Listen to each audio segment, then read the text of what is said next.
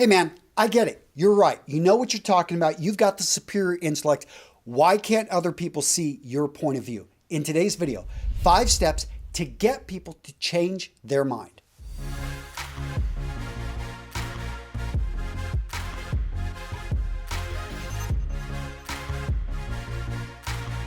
So if you can't tell, that intro's a joke, because if you are so stuck with your own views, if you think that your facts are irrefutable, you're going to have a very difficult time changing somebody else's mind. Why? Because facts alone will not convince somebody that you are right. Yes, you would like to believe I can just overwhelm them with all the stats, all the data, and guess what? It's going to fall on deaf ears. Also, if you ostracize them, you try to separate them from you, you try to create separate groups, you're going to find that, yes, you're going to go to war with these people.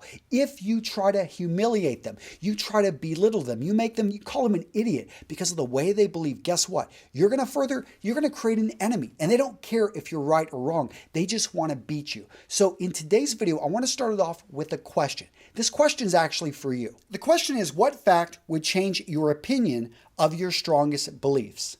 So using that question, do you have beliefs that would change, very strong beliefs that you've held for a long time, that would change if the underlying facts shifted? Or would you stick to your opinion? Because here's the deal, is we don't want to look wrong. I get it. For the longest time, I believed that my success was 100% my responsibility. Whether I failed, whether I succeeded, it was all up to me. And then I started seeing things a little bit differently. I had friends that got inexplicably, sick. They got cancer. They're dead within 6 months. I have other friends that had family responsibilities. They get a sick kid. They have a parent that starts to age out and they've got to go take care of them. All of a sudden, they've got things that happen to them in life. They've got community responsibilities. And I start to realize that, okay, there's a bigger thing in here. It's not just the individual, although that's very important, I think still has the biggest effect. All of a sudden, I started having to open myself up. And this takes me to step number 1. So starting this off, you have to first listen, you have to understand, and you have to feel empathy. So when you listen, that means that you're actually listening. You are not waiting for your turn to speak. You're trying to listen to understand their various points. So when you are understanding, you are all of a sudden putting yourself in their shoes. You're looking at, okay, where are they approaching this from? Why are they saying this? You're listening, you're understanding, and then you're starting to feel empathy. Empathy is when you actually try to feel what that person is feeling. It's an advanced form of connecting with someone, very powerful, and something that it requires practice. So it requires that you are actually open to understanding their point, but you want to feel the emotion that's driving them, whether it's the fear, whether it's the hatred, whether it's the frustration. When you understand, when you can emphasize, all of a sudden you have that deeper connection with that person, and that's going to allow us to really just understand where they're coming from. Step 2, keep this private. So you don't want to be having this debate, having this talk, trying to change this person's mind with an audience, whether it be your kids, whether it be 100 people, 1,000 people, an online fight, because guess what? Nobody wants to look like a fool in front of an audience or a crowd, no matter who they are. They want to be right, and they will be spiteful, they will be hateful, they will burn the ships to the ground rather than look like they are a fool in front of other people. Even though it does make them look like a fool, it makes you both look like a fool. So take it back. Go talk to them in private. Say, hey, can I talk to you? And just simply get rid of the audience. By doing that, all of a sudden, you can deeper connect. People are going to be more open when they know they're not being watched.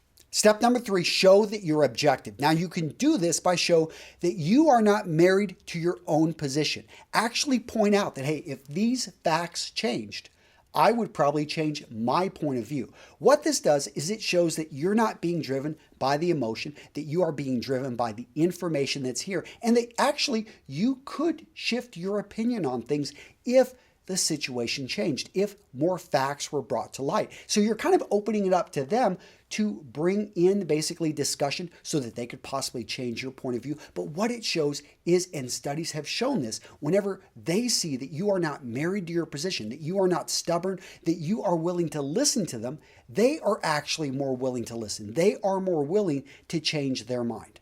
Step number 4, go back and forth with arguments. That's perfectly fine, but don't do it more than 5 times. That's the magic number.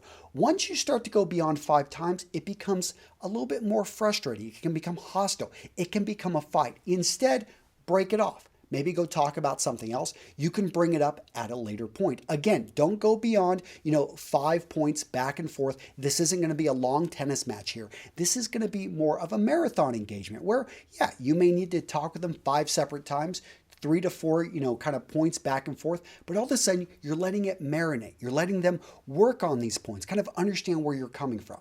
Next up, give them an out. Give them an escape hatch.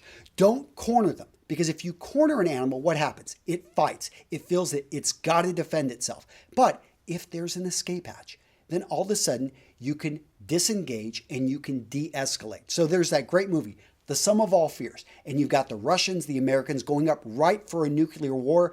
And then all of a sudden, one of the sides takes a step back. And what does that do? It allows the other side not to look weak, and they take a step back. And then they keep taking a step back. They de-escalate the whole situation. They're able to come to peace terms. And that's what you want to do. You don't want to escalate it into this emotional fight. Getting back to what we talked about. You're not going to change somebody's point of view by overwhelming them with facts, by ostracizing them, by belittling them. No, that's just going to harden them in their current state of mind. Instead, open up that opportunity for them to make the change themselves. And they will when they realize, okay, this makes sense. I see I've got an opening. I'm going to go ahead and shift and go with this new train of thought.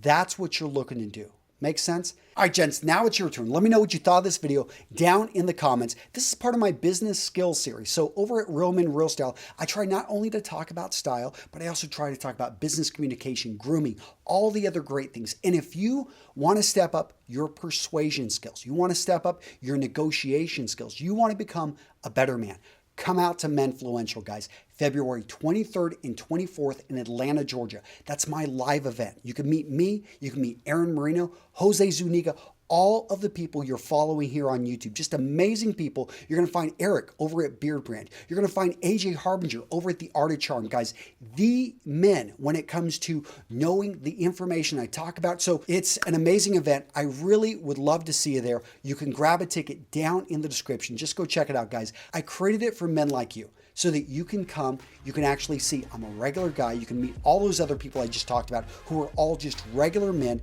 trying to make the best out of this life. And hopefully we can inspire you, maybe show you that there really isn't too much of a secret. It's just simply taking the right steps to become the man you know yourself to be. Guys, that's it. Take care. I'll see you in the next video.